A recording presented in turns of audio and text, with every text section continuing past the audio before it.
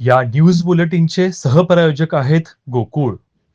कोल्हापूर जिल्ह्यालगत सांगली, सातारा व कराड परिसरात मोठ्या प्रमाणात अंमली पदार्थांचा साठा जप्त झाल्याच्या पार्श्वभूमीवर जिल्ह्यात अंमली पदार्थाविरोधी कारवायांना अधिक गती द्यावी असे निर्देश जिल्हाधिकारी अमोल येडगे यांनी दिले.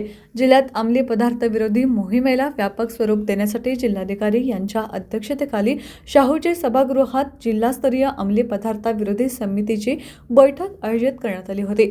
या बैठकीस अतिरिक्त पोलीस अधीक्षक धीरज कुमार उपस्थित होते.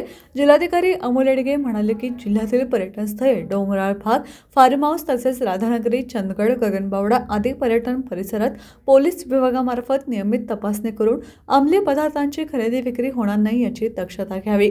शिरोली, हातकणंगले व गोकुळशिरगाव येथील औद्योगिक वसाहतींमधील बंद व सुरू असलेले केमिकल कारखाने MIDC व पोलीस विभागाने संयुक्तपणे तपासावेत असंही त्यांनी सांगितलं.